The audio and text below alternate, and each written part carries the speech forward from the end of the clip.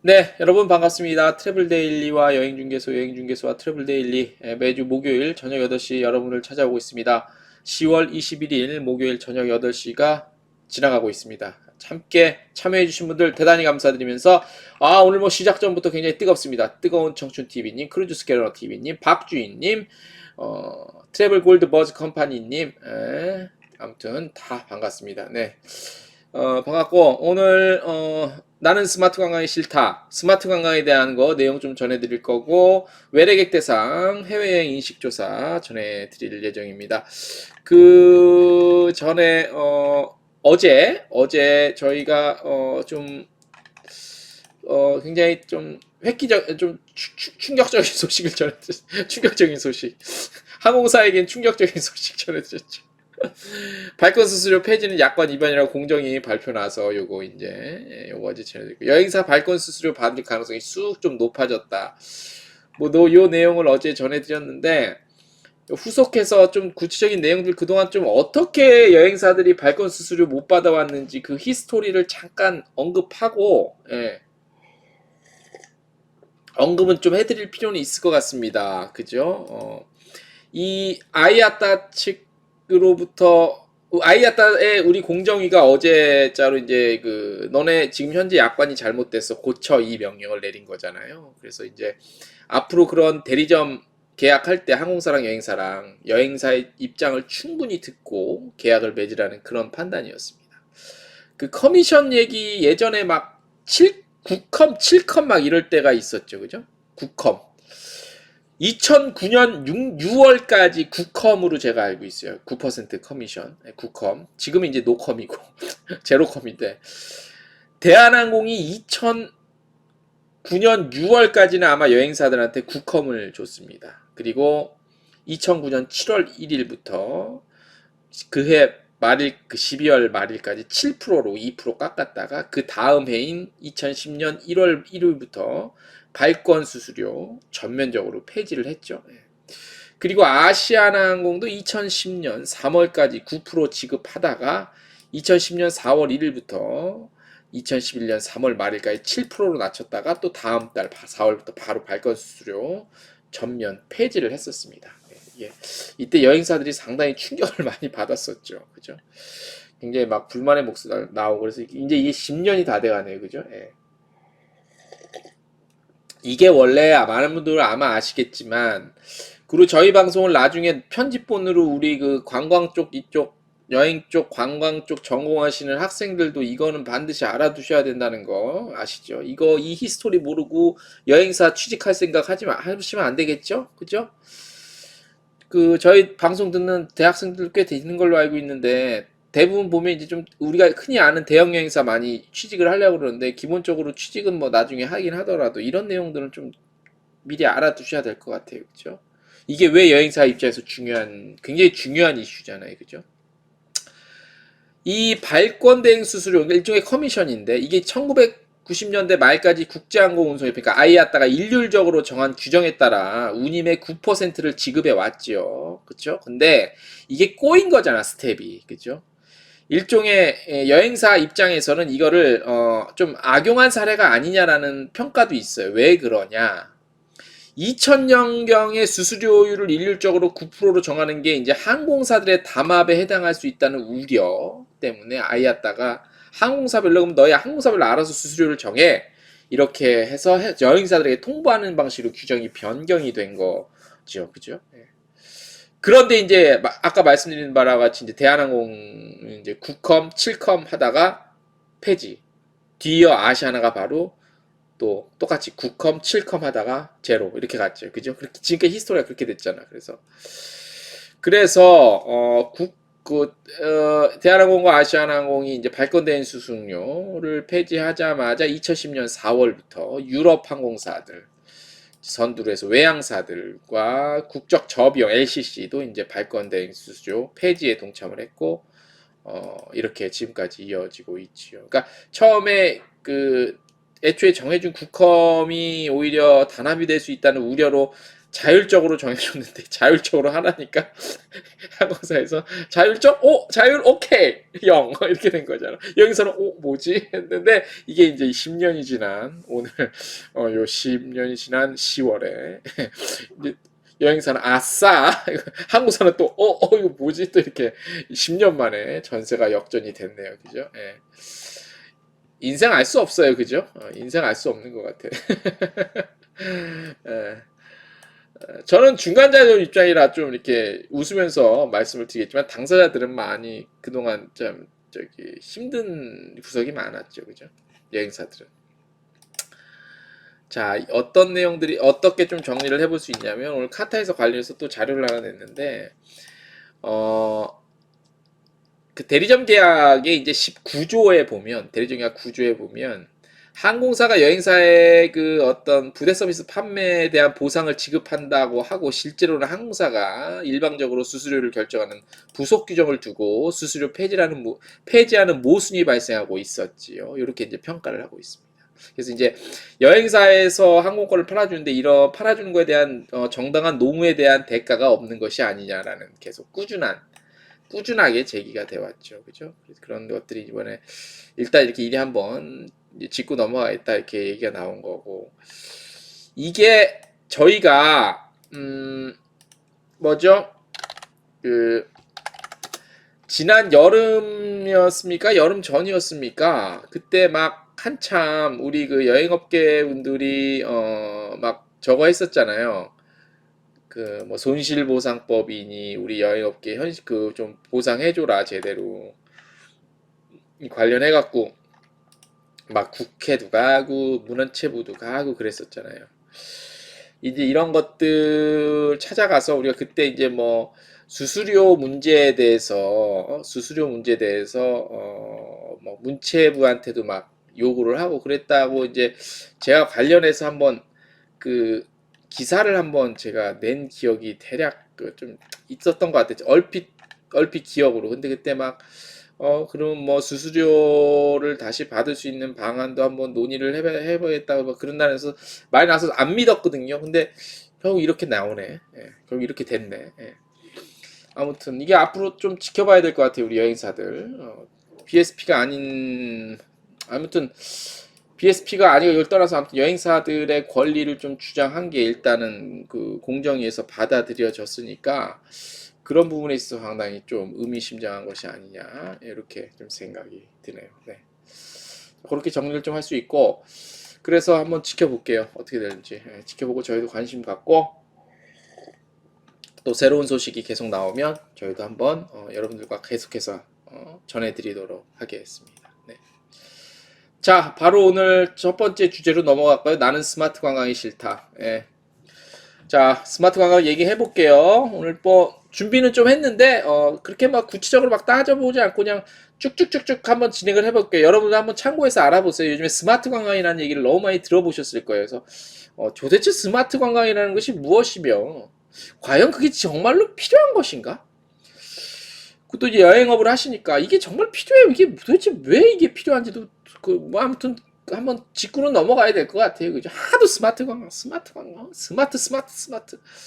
하도 얘기가 많아서 그래서 그걸 한번 저희가 준비를 해봤는데 준비하다가 자료를 찾아보니까 여기 산업연구원이라는 곳에서 나온 자료 한 3년 전, 4년 전에 나온 자료가 굉장히 정리가 잘 돼 있더라고요. 체계적으로 해서 그거에서 많은 부분을 참고했다는 걸 미리 좀 알려드리겠습니다. 스마트 관광에 대해서 많이 들어보셨죠? 우리 함께 계시는 분들 스마트 관광 아마 대부분 어렴풋이 알고 계실 것 같아요. 스마트 관광 뭐 그 관광지에서 뭐 이렇게 스마트하게 관광을 하게 만드는 인프라 구축인데 뭐 이렇게 검색도 잘 되고 정보도 쉽게 얻을 수 있고 뭐 이런 거로 대충 뭐 이렇게 알고 계실 것 같은데 맞긴 맞는데 이게 이제 어떻게 쓰이고 과연 이 쓸모가 있는 예산을 투입하고 이걸 굳이 이렇게 할 필요가 있냐에 대한 굉장히 회의감이 저는 들더라고요. 그래서 그 한번 여러분들과 생각을 나눠보기 위해서 오늘 준비했습니다. 예, 스마트 관광이란 무엇인가? What is 스마트 관광? 자, 스마트 관광에 대해서 한번 시작을 해보겠습니다. 자, 여러분들 다 뭐 아시죠? 스마트 하면 뭐 똑똑하다, 뭐 영리한, 현명한, 뭐 대충 이런 사전적 의미 갖고 있고. 그러면 이제 스마트 관광이라는 거는 굉장히 좀 우리가 여행을 할 때 영리하게 또는 현명하게 그렇게 좀 여행을 해야 하는 건가? 뭐 이렇게 어? 이렇게 좀 그 이해를 해야 되겠죠. 그런데 사실 우리 여행사 하시는 분들이 대부분 많이 계시지만 사실 뭐 그게 따로 있어요? 영리한 여행이라는 게 어디 있어? 그죠? 영리한 여행이라는 게 어디 있고 뭐 굉장히 뭐 현명한 여행이라는 게 어디 있어요? 따로 나는 그런 거는 따로는 없는 거라고 봐. 여행이라는 거는 각자가 그냥 여행지 가서 준비하고 여행지 가서 맛있는 음식 먹고 좋은 것들, 신기한 것들, 처음 보는 것들, 옛날의 유적지들 함께 보고 같이 하는 사람이 더 있으면 좋고 현지에서 평상시에 즐기지 못한 거 즐기고 그렇죠? 그런 게 여행이지 뭐 꼭 여행을 막 스마트하게 뭐 해야지만 뭐 잘 돼 좋은 건가 그런 건 아니잖아 사실 그죠? 그래서 아무튼 스마트 관광이라는 건 결국 이제 뭐 의미적으로만 보면 영리한 여행, 현명한 여행이라는 건데 어떤 것들이 있는지 한번 더 보겠습니다. 스마트 관광이란 뭐 대충 아실 겁니다. 관광객이 정보통신기술 ICT라고 하는데 요거를 기반으로 해서 그리고 또 스마트 기기 그러니까 스마트 기기라는 거는 여러분들 뭐 딱 이거잖아. 뭐 있어? 스마트 기기가 이거지. 이거나 이제 태블릿 PC. 이거 아니면 태블릿 PC잖아. 스마트 기기라는 거는 딱 이거 하나. 그지? 이게 거의 대표성을 갖고 딴 건 들도 보일 것도 없죠. 그죠? 스마트 기기를 이용해서 사물 또는 다른 사용자와의 상호작용을 통해서 발생되는 다양한 정보들을 그죠? 다 자동적으로 축적을 해서 다시 사용자에게 맞춤형 정보를 제공하는 것이라는데 이건 약간 햇소리 같아. 뭐 이렇게 뭐 이런 말이 다 있어. 그지? 넘어갈게요. 자, 최근 스마트 기기 보급률이 증가하면서 정부 차원의 스마트 관광 서비스가 증가하고 있죠. 그리고 이에 따라서 지방자치단체들도 관광 육성 정책으로 스마트 관광에 관심을 가지고 있어요. 가지고 있어. 하지만 스마트 관광 개념이 명확하게 정의를 내려지지 않은 건 현실입니다. 이 대표적인 곳이 인천이에요. 인천이 뭐 스마트 관광지가 됐다고 해갖고 뭐 아주 어디 인천 계양장인 그 계양장이라고 그런가 어딘가 뭐 그 있잖아요. 거기가 뭐 이렇게 막 스마트 관광지가 됐다고 아주 난리법석을 떨었던 적이 있었어요. 그래갖고 이제 보여드릴게요. 스마트 관광 6월 스마트 관광 계양장 인천 인천 이런데 이렇게 됐었던 적이 있습니다. 그래서 뭐 별의별 걸 다 했어요. 아무튼 보여드릴게 계속해서. 자, 스마트 관광이 지금 다뤄지고 있고 그 전에 이투어리즘이라는 용어도 사실 있었어요. 이 도표도 산업연구원에서 가져온 도표인데 비슷비슷해요. 이투어리즘이랑 스마트 관광이랑 디지털 기반 웹사이트 또 스마트 관광은 뭐 스마트폰. 근데 이제 요거에서 좀 차이는 납니다. 이투어리즘은 여행 전후, 스마트 관광은 여행 중, 뭐 이렇게 해서 대략 비슷비슷합니다. 자, 그래서 스마트 관광 서비스를 하는 국내 사례는 이제 뭐 대한민국 구석구석 많이 들어보셨을 거예요. 그래서 전국에 34,000개 관광정보 및 15만 개 이미지 컨텐츠를 제공하는데 이것이 피부로 느끼세요? 네? 나는 궁금한 게 이렇게 하고 이걸 피부로 느끼나? 저는 저 같은 경우는 가족들이랑 국내 여행을 갈 때 일단 장소를 정해요. 전라도를 갈 것인가, 경상도를 갈 것인가. 정한 다음에 내비를 켜서 과연 차로 가는 게 얼마나 걸리고 기차로 가면 얼마나 걸리고 비용은 어떻게 하는 게 유리할까, 효율적일까를 따진 후에 갑니다. 뭐 전라북도 남원을 가면 남원 광안루를 가자 갑니다. 그 이상 스마트 기기를 이용해서 뭔가 정보를 얻는 건 크게 없거든요. 뭐 맛집 검색 정도나 할까?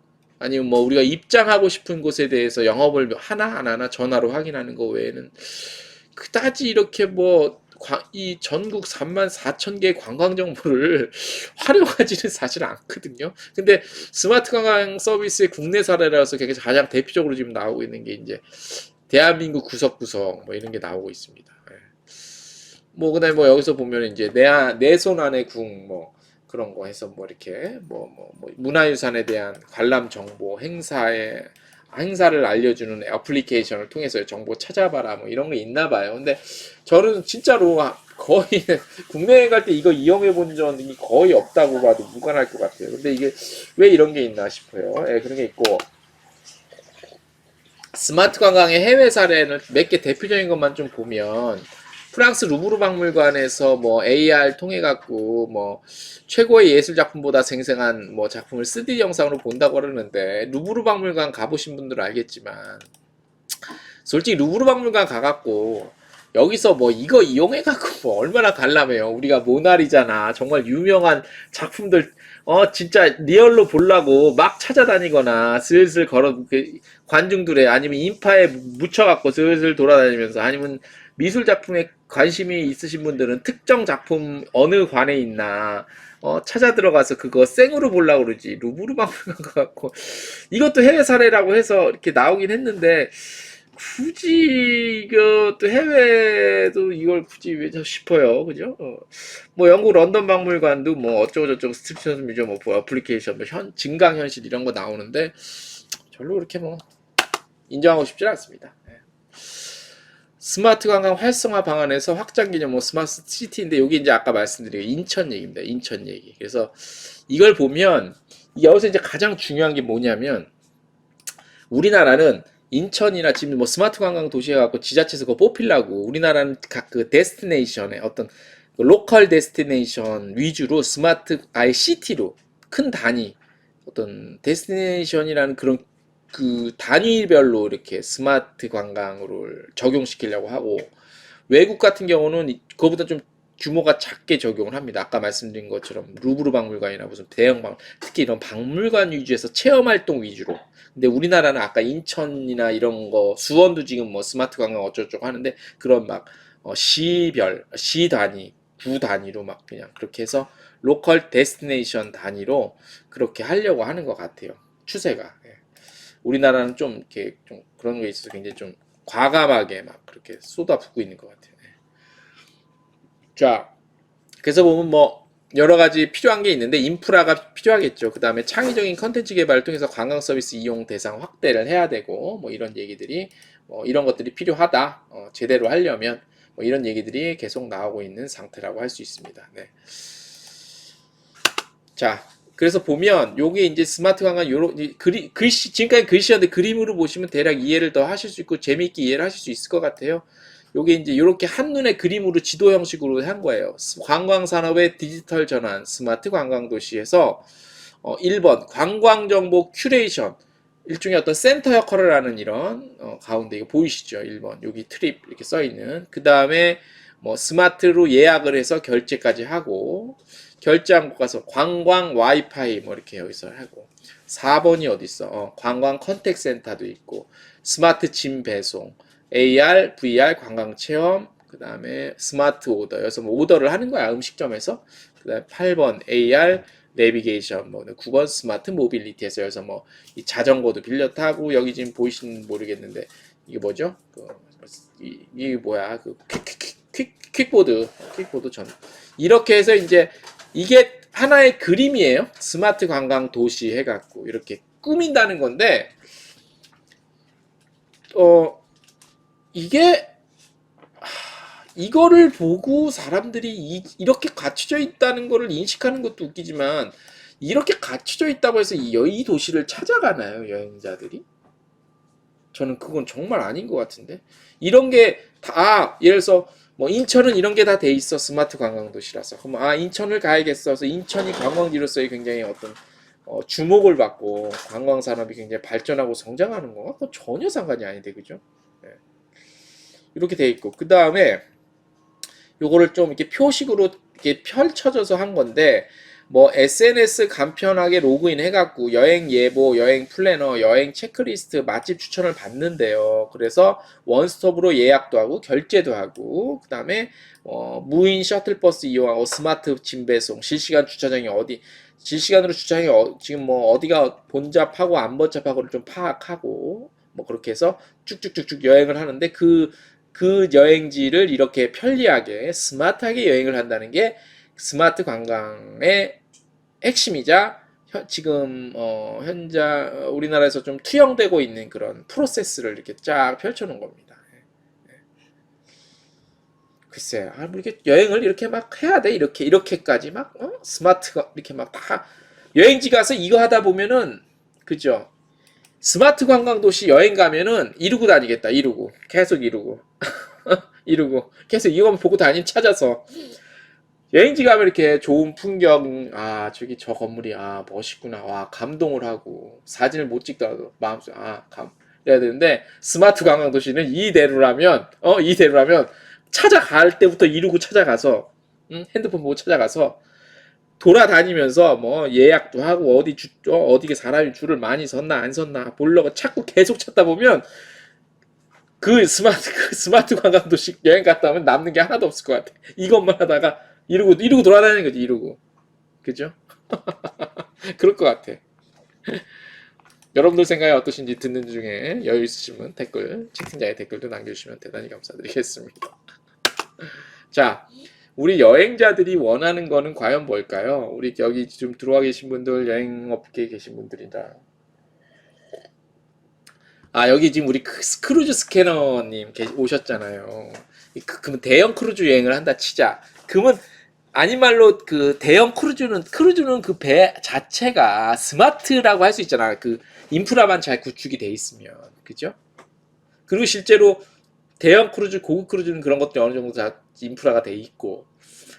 그러면 그 안에서 미리 이렇게 좀 미리 스마트하게 정보 얻어서 뭐 이렇게 어디에서 무슨 공연이 열리고 구경 가야지 이렇게 하는 건 모르지만 실제로 어떤 그 육지에서 로컬 데스티네이션에서 이렇게 한다는 거는 조금 쓸데없는 돈 낭비가 아닌가 싶어요. 여행자들이 원하는 것들이 과연 그런 것들인지 저는 굉장히 좀 의심스럽습니다. 여행자들이 현지에 가서 좋은 풍경, 경치 보고, 오래된 건물, 문화유산 있으면 문화유산 보고, 문화재 있으면 문화재 보고, 그거를 직접 보고, 느끼고, 만지고 할 수 있으면 만지면서까지 감동을 받고, 감흥을 받는 게 여행이지.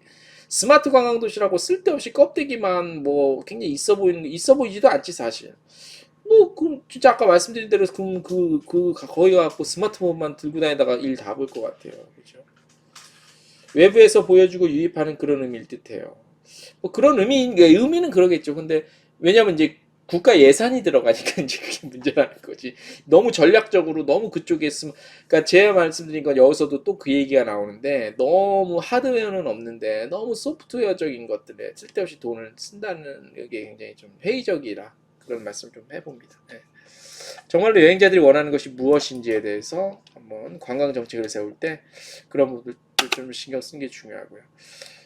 저번 주에인가요? 이번 주 초인가요? 그 국정감사 한국관광공사 국정감사에서 그 범 내려온다 이거 영상 홍보비 100억 101억 정도 들었는데 제작비에 이게 뭐 몇억 뷰 유튜브에서 뭐 몇억 뷰를 뭐 조회수가 나타나서 뭐 담당자 뭐 휴가 보내줘야 된다 별 얘기가 다 나올 때도 저는 굉장히 회의적으로 얘기를 했던 것 같아요. 이게 그리고 저번에 서산인가 그 안면동가 어디 그 서해안 갯벌에서 경운기 100대 동원해갖고 또 찍어갖고 뭐 또 히트를 쳤대는 둥 말래는 둥 외국인들이 그거 보고 서해안 갯벌 가면 경운기가 항상 100대가 지나다닙니까?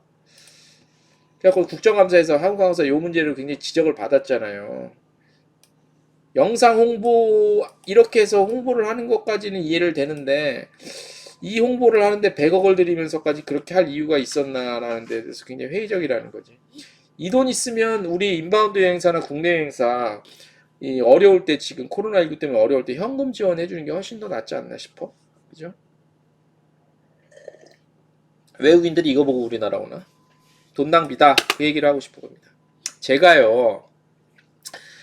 어 요즘에 저희가 이제 트래북스라고 해갖고 그 여행 관련한 책만 도서 리뷰를 하는 컨텐츠를 하고 있잖아요. 이번 주말에도 하나 또 올라갈 건데 제가 요즘에 여행 에세이를 미친 듯이 읽고 있습니다. 제가 그 북 도서 리뷰를 하기 위해서 다 읽어보잖아요. 굉장히 재밌어요.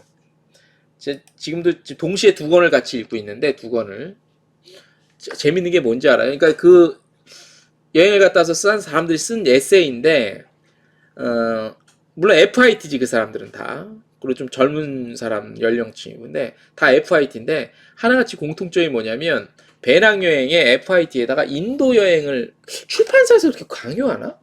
다 인도 여행이 좋대. 다 무슨 철학자가 된 것처럼 인도 여행을 갔다 오니까 거기서야말로 인생의 무엇을 느끼고 여행의 참맛을 느끼고 어쩌고 저쩌고 스마트랑은 전혀 완전 반대인 건데 이 스마트 관광이 왜 나왔냐면요. 패키지의 단체 여행이 없어지고 점점 개별화된 FIT로 감에 따라서 이렇게 스마트 환경을 조성해줘야 이 FIT들이 많이 온다라고 해서 스마트 관광 조성에 처음 이게 그 생긴 명분이 그거거든.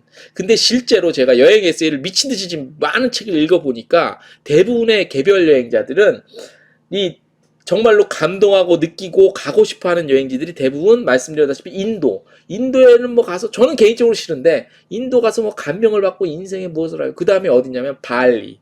예? 스마트랑은 전혀 상관없는 그런 곳을 정작 여행자들은 되게 찾고 있다는 거지. 물론 이제 뭐 이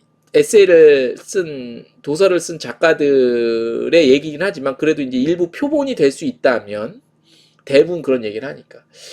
그런 면에서 스마트 관광 여행자들한테 스마트 관광 이런 거 뭐 그렇게 먹히지는 않을 것 같다는 생각이 들고 있습니다. 트래블 골드 버즈님, 저도 개발 중이긴 하지만 그냥 마케팅 효과가 강합니다. 상품 판매를 위한. 더군다나 문제는 경복궁을 예를 들면 내부 구조 자세히 3D 디지털로 구현하려고 하는데 제약이 따른다는 게 더더욱 문제죠. 외부나 구조물 표현밖에 못한다는 거. 앞뒤가 안 맞아요. 아, 맞다. 우리 트래블 골드 버즈님이 이런 것도 하시거든요. 이런 거는 나는 그래요. 맞아요. 아싸리 이런 게 필요하다고 봐요. 우리가 이제 뭐 외국 손님이 오거하면 이제 경복궁이나 뭐 어디 간단 말이야. 궁전을 경복궁 가면 이제 겉에서는 볼 수 있잖아. 근데 그 안에 내부 구조라든가 디지털로 3D로 한 디지털로 이렇게 3D를 디지털로 해서 우리 고객들한테 이렇게 보여줄 수 있으면 현장에서 뭐 태블릿이 됐든 뭘로 됐든 아니면 뭐 각자 핸드폰에서 이렇게 공유를 해갖고 볼 수 있으면 그 이해가 더 빨라지잖아요. 그런 부분에서 이렇게 건 바이 건으로 이렇게 해주는 것도 좋을 거는 같은데 이것도 지금 말씀 들어보니까 무슨 이렇게 구현하려는데 제약이 따른대잖아요. 여기 이렇게 하고 싶은데 난 오히려 더 말씀처럼 이런 게 더 필요하다고 보는데 이런 거 하는데 오히려 제약이 따르고 실제로 정부에서 예산을 써가면서 하는 거는 이렇게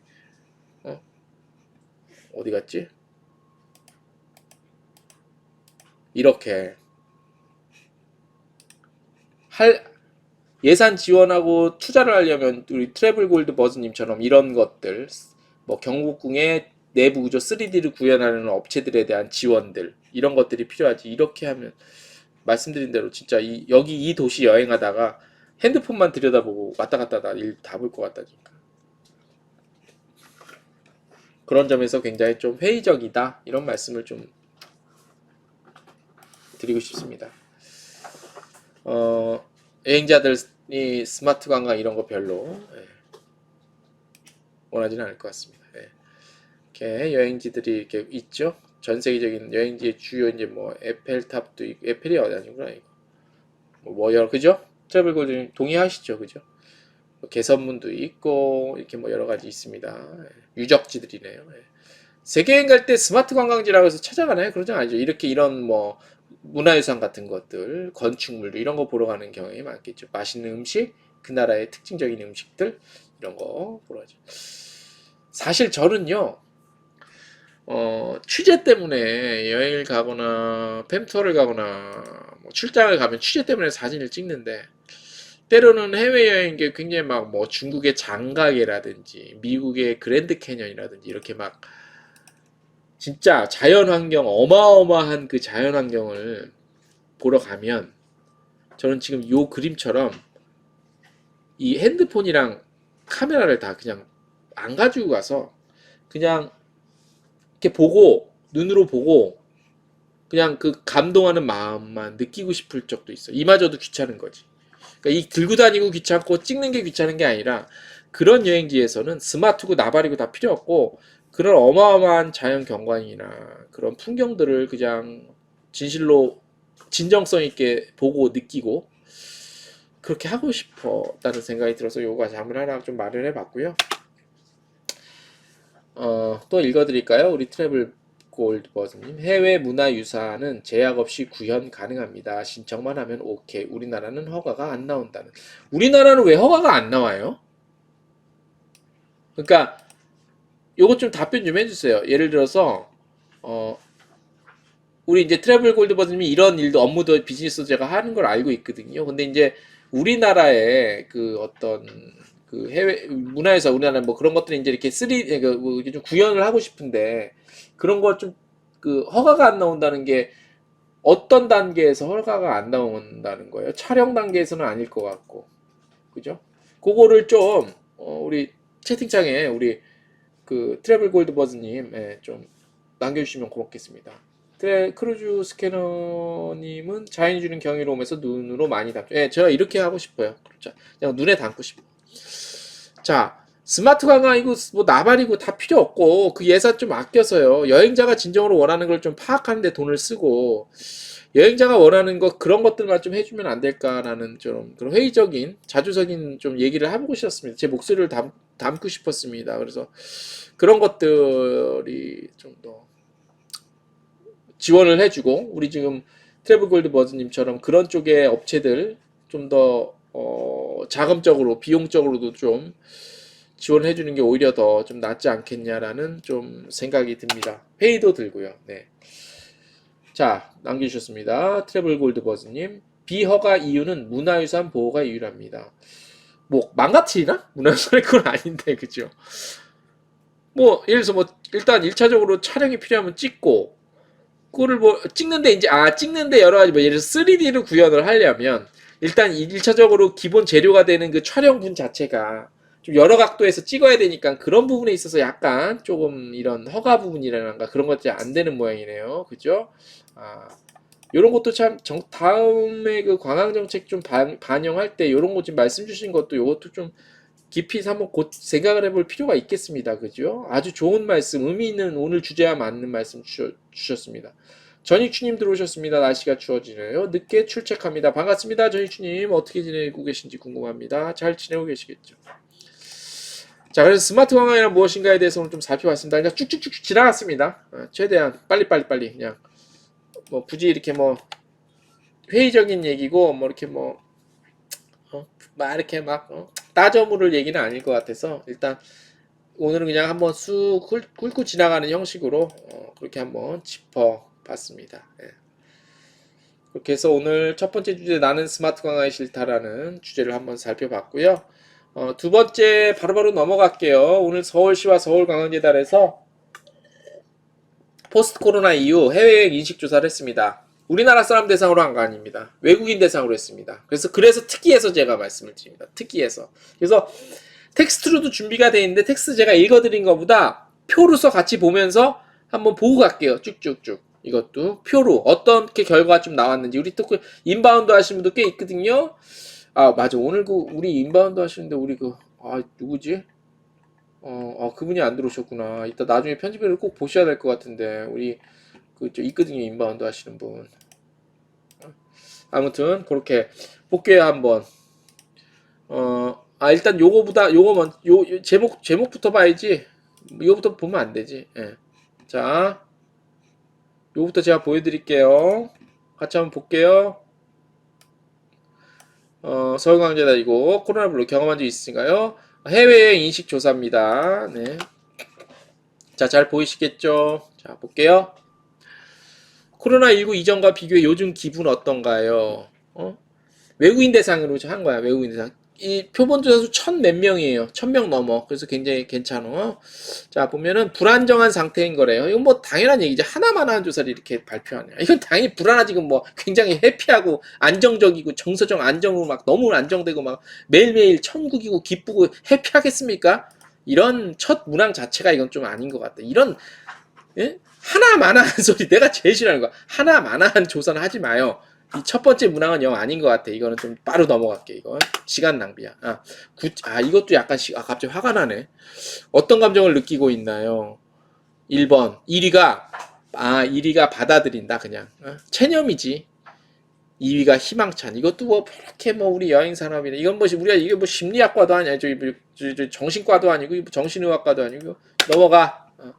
코로나 블루를 경험한 적이 있네. 이게 코로나 블루라는 건 이제 그 코로나 때문에 약간 우울증 같은 거예요. 뭐 그것도 넘어갈게요. 자, 이제 여기서부터는 약간 우리랑 좀 관계가 있어서 소개를 좀 자세히 해볼게요. 자, 코로나19 이후 해외여행이 제한이 됐죠. 예, 제한이 돼서 우울함을 느끼는데 더 영향을 주었나요? 당근 빠따지. 뭐 해외여행이 제한된데 우울함 느끼는 영향을 줬지. 자, 영향이 있음이 64%, 영향이 없음이 8.2%. 야, 영향 없는 분도 있었네요. 멘탈이 굉장하신 분이고. 자, 해외여행 경험벌 비교해 볼게요. 2018년 이후 해외여행 횟수 1회에서 3회가 57%, 4회 이상이 72%로 전체 응답자 60% 이상이 해외여행 제한이 우울함에 영향을 준다고 응답을 했습니다. 당연합니다. 이거는 그죠? 못 가면 우울하죠. 가시던 분이. 예. 자, 해외여행 관련 컨텐츠 코로나19 이전보다 많이 보시나요? 그러니까 요거는 좀 볼 것 같아요. 이거는 우리 지금 유튜브 방송이랑도 관계가 있는데 코로나19가 아니었으면 저도 라이브를 했을까요? 저는 하려고 그랬거든요. 원래 계획은 하려고 그랬어요. 근데 아마 많은 분들, 우리 또 함께 해주시는 분들도 코로나19가 아니라면 저희 채널에 이렇게 또 많이 이렇게 좀 관심도는 정상적인 상황일 땐 좀 지금보다는 떨어질 거라고 예측은 됩니다. 그죠? 아무래도 이제 업무 때문에 바쁜 것도 있고요. 그 다음에 현실에서 듣는 정보와 목소리들이 더 이제 많아질 테니, 그죠? 그래서 요거는 해외여행 관련 컨텐츠를 코로나19 이전보다 많이 보시나요? 해서 이것도 많이 나오긴 했네요. 그죠? 더 많이 본다가 35%로. 예. 요거는 이제 태국, 필리핀, 인도네시아 사람들이 이렇게 많이 좀 대답을 했고요. 그래서 전체 응답자 3분의 1 이상이 더 많이 본다고 응답을 하셨네요. 네. 요건 좀 의미 있는 내용 같다. 자, 이제부터가 이제 중요합니다. 이제부터가. 자, 잘 보세요. 이제부터. 잠깐 지금까지 재미없었던 분들, 이거는 이제 좀 참고하셔야 됩니다. 다들. 예. 자, 코로나19 이후. 자, 첫 해외여행. 언제? 언제? 웬 맞지? 갑자기 언제 여행 가고 싶으십니까? 자, 이거 중요합니다. 이거 제일 중요한 것 같아. 이거 제일 중요한 거, 이거 관심 가지세요. 물론 이제 저희 오늘 기사로도 나갑니다만 같이 한번 얘기를 나눠볼게요. 코로나19 이후 첫 해외여행 외국인 대상으로 물어본 겁니다. 언제 떠날 계획입니까? 자, 코로나19 종식 후 희망활동, 코로나 종식 후 가장 하고 싶은 거 일지 해외여행인데, 자, 1위 해외여행 가기, 2위 마스크 없이 외출하기, 3위 연극 보러 가기인데, 자, 2022년, 내년이죠. 내년 내 해외여행을 가고 싶다라고 희망하는 비율이 국가별로 있습니다. 전체로서는 71% 찍었고, 자, UAE가 제일 높네, 95%. 그 다음에 미국, 인도네시아, 필리핀, 태국, 말레이시아, 중국, 홍콩, 일본, 대만인데요. 여기서 재미있는 현상을 여러분들 잘 보세요. 자, 지금 요거를 자, 땡겨볼게요.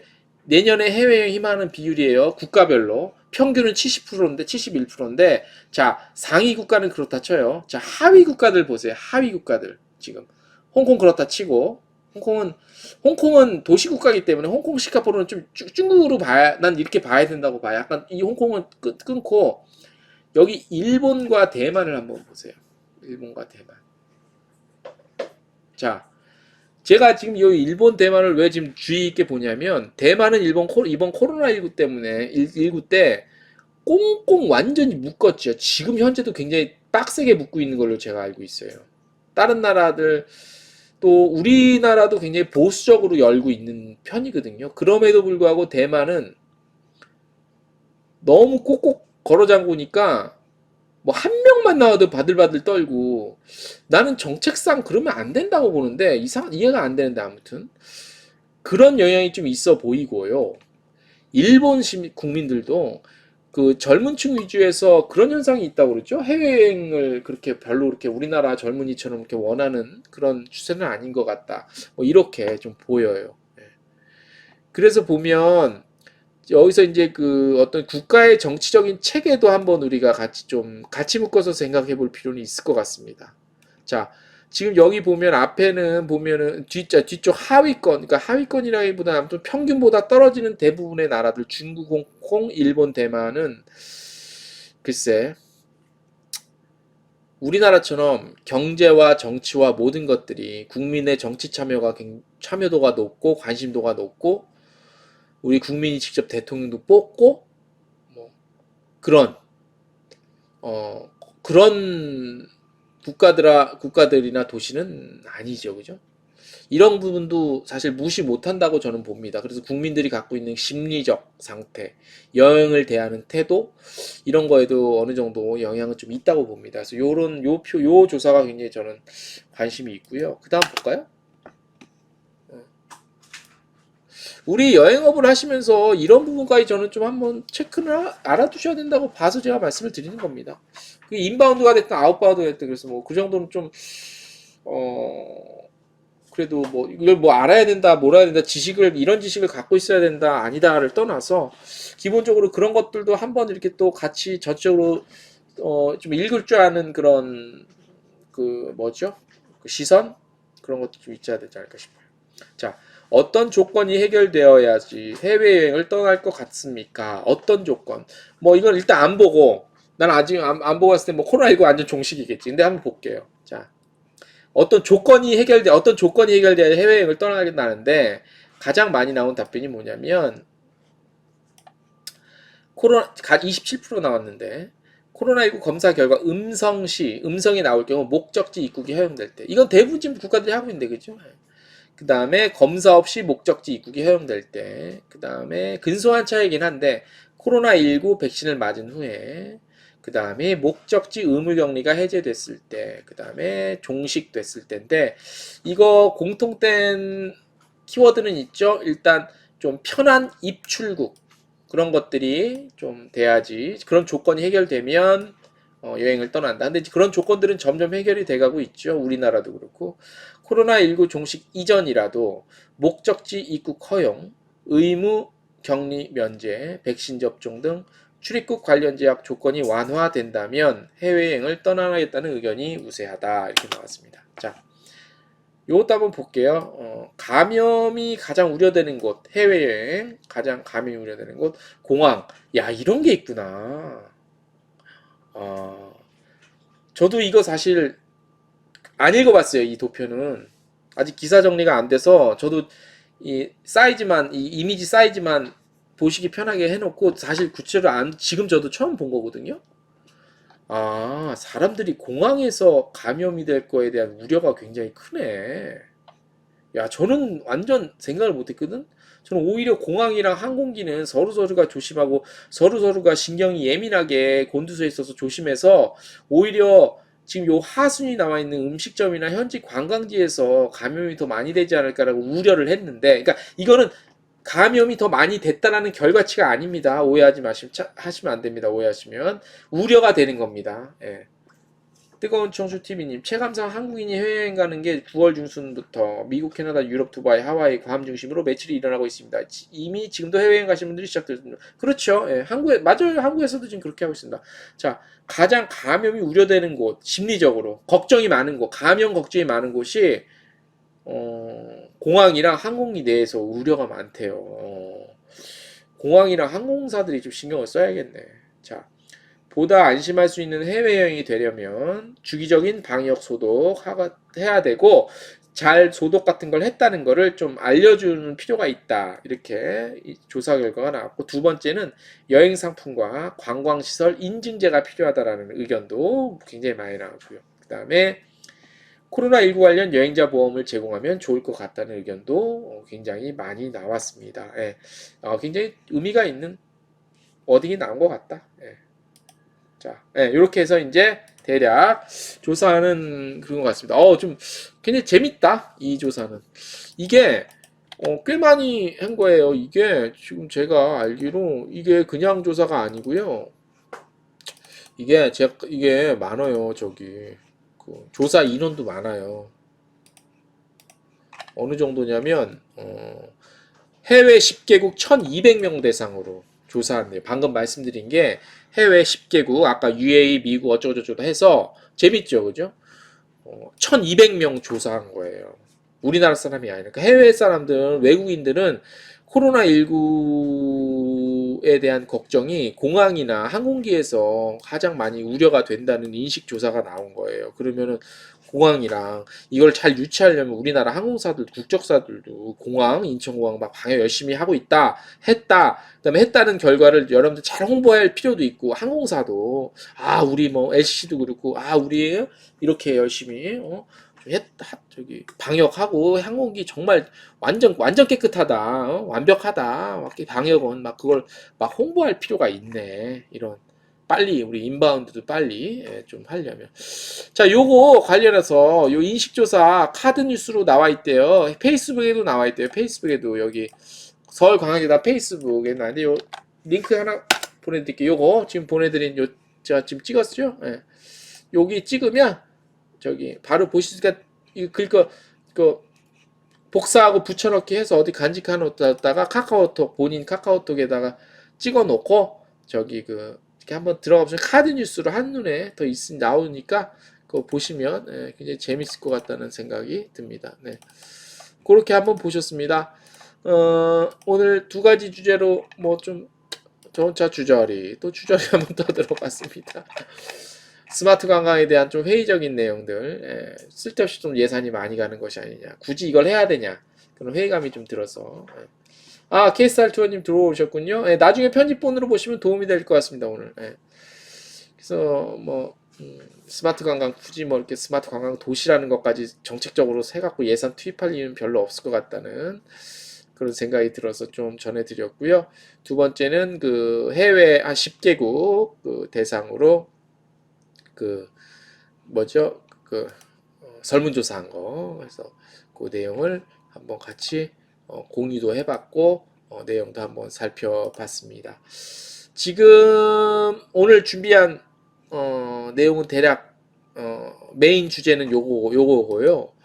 그 다음에 지금 뭐 여행사들에서 상품 내놓고 하는 거 보니까 지금 우리 뜨거운 청춘님도 말씀을 채팅창에 남겨주셨는데, 지금 아시는 분들은 아시겠지만 하와이가 지금 좀 수요가 문의도 많이 오고 상품도 그랬다 해서 상품 개발이 좀 되고 있고, 그 다음에 오늘 지금 뭐 여행사 소식 들어온 거 보면 노란풍선에서도 그렇고 하나투어에서도 그렇고, 또 엊그저께는 하와이였는데 또 어제부터는 또 괌 수요도 지금 막 계속 늘어나고 있는 것 같으니까, 지금 예상했다시피 하와이, 괌, 사이판 해갖고 휴양지 위주로 지금 막 계속 열리고 있는 것 같아요. 그쪽은 뭐 일단 그동안 참아왔던 허니문어 수요도 지금 허니문어도 지금 참아왔던 허니문어들이 가려고 하겠지. 근데 몰디브는 너무 멀고, 그 다음에 그래서 이제 괌, 사이판, 하와이인데, 관련해서 여행사들도 지금 막 계속 반응이 굉장히 지금 막 문의도 많이 오는 것 같아요. 지금 뭐 노랑, 하나, 투어, 인터파크도 그렇고. 그래서 한번 참고하셔서 혹시 뭐 영업하시는데, 비즈니스 하시는데 도움이 될 것 같으면 도움이 되셨으면 좋겠습니다. 네. 라이브 방송 매주 주제 정하는 게 만만치가 않네요. 빨리 정상화돼야지 막 어디서 사고 치고 또 문제 일으키고 막 그런 데 있으면 얘기도 해드리는데, 그죠? 뜨거운 청춘 TV님 말씀 남겨주셨습니다. 중국, 미국이나 캐나다는 현지 로컬 여행이 거의 회복된 듯 보입니다. 중국도요? 트래블 골드 버즈님, 네, 맞아요. 저희는 히말라야 트레킹 상품 출시했는데 문의가 많네요. 아, 그렇군요. 아, 우리 뜨거운 청춘 TV님 요 말씀 좀 했어요. 지금 이 뜨거운 청춘 TV님이 베이징에 계시거든요. 현재 지금 베이지에서 접속해서 보시고 계시는데, 진짜로 중국 괜찮습니까? 중국도 지금 막 가끔가다 한 몇 명 나오면 또 이렇게 막 난리 나잖아, 막, 봉쇄하고, 부분적으로. 지금 중국 분위기 어때요? 중국 얘기 좀 해주세요. 내르고 어떤지. 바로 주셨네. 중국은 중국인이 해외로 나가는 거는 안 되지만, 아, 그렇죠. 중국 내에서 중국인들이 중국 내 여행지는 너무 이미 너무 활성화됐어. 아, 활성화. 그런데 언제쯤 그러면 중국인들이 해외여행이 될 것 같아요, 대략 분위기가. 그것 좀 알려주시면 혹시 분위기가 좀 어떤지. 언제, 왜냐면 우리나라 입장에서 인바운드 중국 인구가 제일 크잖아. 이거 빨리 풀려야 돼. 지금 중국 전담 여행사도 지금 계속 막 이렇게 하고 하는데, 우리 뜨거운 저희 팀이 좀 그 말씀 좀 해주세요. 중국에서 해외여행 언제쯤 대략 지금 뭐 그런 소식 혹시 없는지. 예. 우리 또, 우리 방송에 이게 또 장점이네, 실시간으로 현지. 아, 바로 지금 답변 주셨습니다. 우리 뜨거운 춘추TV님, 북경에 계시는 내부에서 얘기는 내년 가을은 넘어야 하지 않겠냐는 예측. 아, 내년 가을. 그럼 1년 정도는 더 기다려야 된다는 얘기네. 중국 인바운드 받으려면. 그죠? 그러니까 약간 이것도 보수적인 예측이겠지, 그죠? 이제 상황이 좀 더 빨라질 수도 있다. 내가 봤을 때 그죠? 약간 보수적인 예측이죠. 앞으로 1년은 그죠? 빨리 그렇지. 내년에 올림픽 있지, 동계. 내년 초에 동계 올림픽 하고 가을에 아시안 게임. 그치, 맞아. 아시안 게임도 있구나. 그리고 시진핑 주석 재선임 결정이 나는. 그렇구나. 시진핑 주석 재선임이 또 내년에 결정 나는구나. 중국은 또 이게 중요하거든. 정치적인 문제가. 이런 게 있구나. 올림픽, 아시안 게임도 있지, 맞아. 이런 게 물려 있네. 그죠? 코로나도 코로나지만. 우리 K스타일 투어님도 인바운드인데 너무 늦네요. 결국 그때까지 문을 닫아 놓는다는 얘기가 많이 나오고 있습니다. 중국 인바운드는 1년 정도는 기다려야겠다. 중국 인바운드는 그죠? 그 다음에 제가 잠깐 놓쳤는데 우리 트래블 골드버즈님은 라오스는 락다운은 이틀 전에 풀려서 거리는 락다운 풀린 게 2주 전이 이틀 전이에요? 여기도 너무 늦게 풀었다. 그죠? 어떡하냐 라오스. 자, 중국 얘기 계속 들어볼게요. 그렇지만 중국 내에서 중국 내 여행이 너무 활성화되어 있습니다. 거리두기나 인원 제한은 전혀 없습니다. 사실 그렇긴 하지. 중국은 인구가 몇인데 거기는 내수로도 먹고 사는데 중국은 해외 안 가도 자기네 관광산업 내수로도 먹고 살잖아요. 인구가 몇인데. 근데 이제 우리 한국 입장에서는 중국 인바운드가 굉장히 중요하잖아. 쇼핑, 호텔 업계, 쇼핑 업계, 여행사 인바운드, 중국 인바운드. 중국 전단 여행사가 얼마나 많은데, 많은 게 아니라 얼마나 중요한데, 그 중국이. 이게 문제네. 김희수님 안녕하세요. 반갑습니다. 네, 오래간만입니다. 자, 뜨거운 춘추님. 얼마 전 유니버설 스튜디오 베이징을 오픈했는데, 네네. 그래서 하루 만에 국경절 연휴 티켓이 매진됐고, 지금 하루에 2만 명 제한으로 제한했는데 2만 명이야? 제한이 2만 명. 물론 유니버설 스튜디오가 크긴 크지만, 스케일이 달라, 역시. 중국. 러시아 말로 중국인을 기따이라고 하거든요. 기따이. 러시아 말로 제가 러시아에서 있어봐서 알죠. 러시아 말로 중국인을 기따이라고 해요. 기따이. 그래서 그 모스크바에 가면 그 지역 중에 이제 차이나타운이 있어. 차이나타운을 그 러시아 말로 기따이 고로드라고 하는데 기따이 고로드 맞지 거기 동네 이름이. 기따이 고로드라. 고로드 이제 도시 뭐 이런 뜻이긴 한데 아무튼 차이나타운을 기따이 고로드라고 하는데 그래서 우리는 이제 중국을 기따이라고 하는데 이 기따이가 진짜 이 레벨 그 규모가 다르네. 그죠? 예. 김희수님 댓글을 남겨주셨는데요.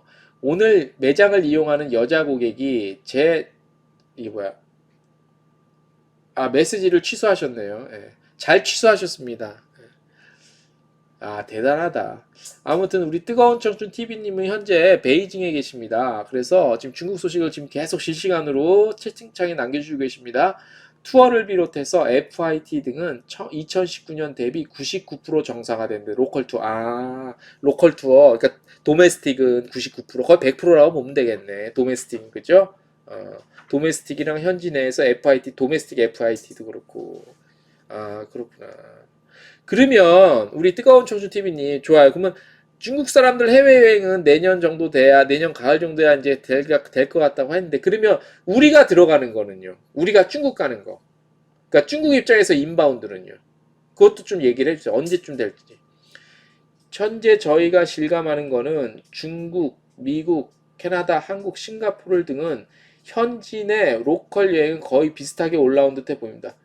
아, 한국 사람 아니죠. 무슨 소리야. 한국 사람이 중국을 여행을 지금 못 하고 있는데. 요 잠깐 헷갈린 것 같은데 제가 지금 갖고 있는 생각이랑 뜨거운 정치민이 좀 그것 좀 얘기해 주세요. 미국, 캐나다 이쪽 다 우리한테는 중요하지 않고 한국 사람들이 중국 여행을 가는 게 언제쯤이면 좀 약간 원만하게 갈 수 있는지, 절차 같은 것들이 그런 내 얘기는 없는지. 그러니까 중국 입장에서는 한국 인바운드지. 우리 한국 사람들이 중국 여행. 지금 중국인이 나가는 거는 상관이 없는데 중국으로 들어오는 게 보통 4주 격리를 하기 때문에 중국인이나 외국인이 잠깐만. 외국인이 중국 들어오는 게 힘들어. 그러니까 힘들었는데 대략 언제쯤 혹시 그 분위기를 좀 알고 계시면 한국은 한국 내 여행, 중국은 중국 내 여행, 미국 내 여행 등 2019년 대회 거의 비슷하게 올랐던 체험을. 그거는 뭐 한국은 그렇다 치고 한국은 국내 여행이 대박을 쳤고 코로나 때문에. 근데 지금 보니까 힘들어 보이는데 대략 언제쯤 아까 그것처럼 우리 한국 사람들이 중국에 좀 언제쯤은 대략 좀 들어갈 수 있는지. 상단에 말씀드렸다시피 내년 하반기. 들어가는 것도 들어가는 것도 내년 하반기. 우리 아웃바운드 중국 아웃바운드 무시 못하거든요. 그죠? 김희수님 또 메시지를 취조해 주셨는데 제가 우리 다른 분들한테 좀 방해가 될까봐 한 말씀을 드릴게요. 다른 분들을 좀 오해를 하지 마시고요. 우리 김희수라는 이름을 갖고 지금 저희 실시간 방송할 때마다 계속 들어오시는데 지금 들어오셔서 매일 하시는 말씀이 오늘 우리 매장에 어떤 손님이 와서 A380 항공기가 어쩌고 저쩌고 그 내용을 계속 똑같은 말을 계속 댓글 창에 남겨주시고 오늘도 들어오셔서 난데없이 들어오셔서 A380 어쩌고저쩌고 계속 메시지 남기고 지우고 남기고 지우고 해서 지금 메시지 취소됨으로 계속 남고 있어요. 김희수님. 다른 분들한테 방해가 될 것 같아요. 들어오지 마세요. 김희수님은 다음부터 저희 라이브 방송할 때 다음부터 들어오지 마시고요. 정상적인 댓글창 메시지 참여는 아니신 것 같아요. 굉장히 비정상적으로 지금 저희 실시간 라이브 방송 때 들어오셔서 저희 좀 흐름을 끊고 맥락을 끊고 있습니다. 그래서 우리 지금 여기 귀한 시간 내서 함께 지금 실시간 방송 들어주시는 분들한테 굉장히 방해가 되고 제가 심한 말은 안 쓰려고 하는데 아무튼 조심하세요. 예. 자꾸 앞에서 깔짝깔짝거리면 이제 다음부터는 퇴장을 시킵니다. 알아서 나가주시고요. 한 번 더 이상하게 글 남기시고 취소하고 이렇게 반복하시면 강제 퇴장시킵니다. 예, 대답도 하지 마시고 그냥 나가주세요. 꼴보기 싫으니까. 자, 다른 분들한테 방해됩니다. 화나기 전에 알아서 좀 나가주시고요. 자, 그래서 아무튼 우리 귀한 시간 내주셔서 함께 해주신 분들 대단히 감사드립니다. 오늘 우리 북경에서 계시는 우리 뜨거운 청춘 TV님 좋은 정말로 어디서 들을 수 없는 좋은 중국 현지 지금 여행 사항들 그다음에 예사항들 이렇게 해주셔서 대단히 감사드립니다. 우리 뜨거운 청춘 TV님. 맞다. 제가 저번 주에 무슨 퀴즈 내갖고 알아맞히신 분 두 분한테 커피 쿠폰 쏴준다는 걸 내가 깜빡 잊고 있어. 나 지금 생각났네. 웬일이니? 제가 그 메시지랑 전화번호 알고 있으니까 제가 돌아오는 주에 쏴드릴게요. 내 정신 좀 봐라. 나 잊어버리고 있었네. 미안합니다. 뜨거운 정치팀 인사드리게 되어 반갑습니다. 아닙니다. 우리 뜨거운 정치팀 너무 좋은 정보 주셨어요. 우리 여기서 중국 손님 만드시는 여행사분들한테도 물론 그분들 다 아셨겠지만 현지 소식 아시겠지만 그래도 중국 현지에 중국 시장이 우리한테 정말 중요한 시장이거든. 진짜 중요한 시장. 한중 관계는 여행뿐만 아니라 엄청 중요한 시장이기 때문에 중국 현지의 소식이 최근 여행 관련 소식이 어땠는지. 김희수님 이상한 말 하지 말라고 그랬어요. A380 비행기 투입하고 내년에도 투입되어 기쁜 소식이네요. 자, 죄송합니다. 우리 김희수님은 제가 경고를 했는데 말씀을 안 들어주셔서 제가 강제 퇴장을 좀 그 메시지 숨기고 일단 메시지는 숨겼습니다. 제가 앞으로 메시지 못 남기실 겁니다. 예. 자, 아무튼 우리 뜨거운 청주TV님 대단히 감사드리고요. 예. 우리 좋은 정보, 중국 현지 정보, 여행 정보 주셔서 감사드립니다. 우리 지금 듣고 계신 분 중에서도 들어왔다 나갔다 들어왔다 나갔다 하신 분도 계시고, 그다음에 뭐 스페인도 계시고, 우리 또 괌에서 사이판 뭐 이렇게 여러 군데 많이 계십니다. 지방에서 계시고, 유용한 함께 나눌 정보, 여행 관련 정보라면 함께 댓글창 참여해 주시면 대단히 고마울 것 같습니다. 네. 아무튼 많은 분들 오늘 굉장히 감사드립니다. 자, 오늘 대략 이제 마무리를 좀 할게요. 우리 오늘 함께 해주신 뜨거운 청춘 TV님, 베이징에 거주하시고 계신 우리 남기범님이십니다. 실명은. 그 다음에 우리 매주 또 우리 들어와서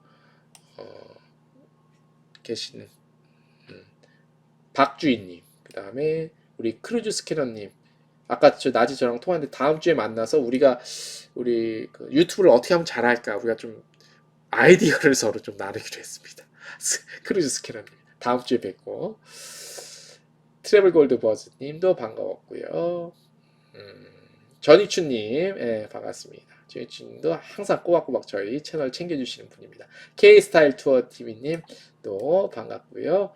저희 편집본 오늘 처음에 첫 부분의 내용 아마 많이 도움이 되실 것 같아요. 편집본 나중에 좀 들어주시면 될 것 같고요. 그리고 또 뜨거운 청춘 TV님, 참고로 2차 중국 시노팜 백신을 5월 달에 다 맞았는데 2차 맞고 6개월이 지난 사람들 3차 맞으라고 하고 있습니다. 그렇군요. 야, 도대체 그 많은 인원을 언제 이렇게 다 맞췄어요? 우리는 5천만인데 아직 이제 한 7, 80%인데 와, 진짜 중국은 그 많은 인원을, 와, 대박이다. 하여간 중국은 어쨌든 아무튼 이 스케일이 너무 달라. 예, 이것도 참고해놓은 말씀. 예, 감사합니다.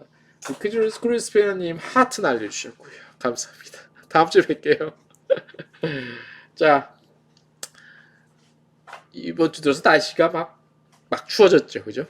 날씨가 막 추워졌는데 날씨가 다시 금방 또 엊그저께 더웠던 것 같은데 금방 추워졌다는 건 시간이 빨리 간다는 얘기 아니겠습니까? 예. 빨리 이 억울하고도 어처구니 없는 상황이 빨리 더 지나갔으면 좋겠고, 이제 점점 위드 코로나로 가고 있는데 잘 될 것 같아요. 예, 뭐 여러 가지 뭐 영국에서 뭐 또 확진자가 몇백만 명이 나왔는 여러 가지가 있는데, 뭐 이대로 가다간 굶어 죽게 생겼기 때문에 이제 위드 코로나로 가면서 점점 좀 나아지지 않을까 싶기도 하고요.